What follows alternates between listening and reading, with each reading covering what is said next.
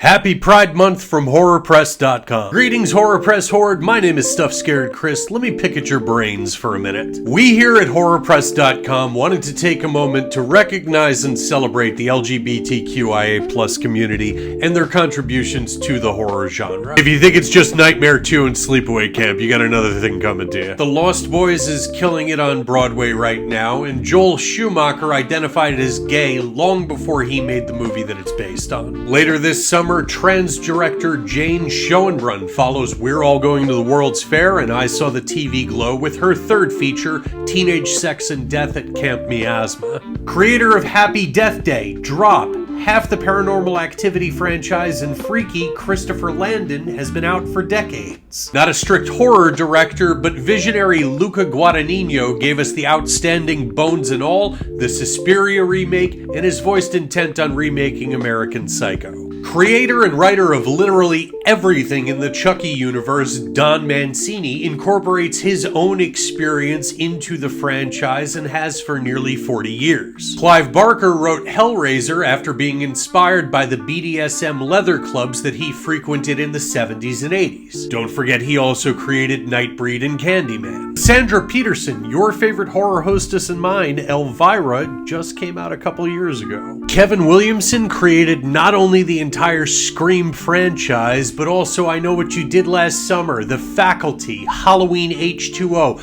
He was the entire 90s horror revival, and he's a gay man. Psycho wouldn't be the masterpiece that it is without Norman Bates being portrayed by Anthony Perkins, who spent most of his life as a closeted gay man. James Whale, director of the original Universal Monsters horror films The Invisible Man, Frankenstein, and Bride of Frankenstein, was an openly gay man. We can go all the way back to F.W. Murnau, who in 1922 introduced us to Count Orlok, aka Nosferatu. Plenty more indie directors like Roger Connors, who gave us neo-slasher The Stud in 2025's Meat. And the monster makeup crew, the folks behind Death Drop Gorgeous, Saint Drago, and the upcoming Queen of the Rats. I'm sure you've heard of festival favorite Leviticus that opens in a couple of weeks. There's a huge buzz behind that one. And no, you don't need to be LGBTQIA+ to celebrate. I, as a hetero cisgendered male,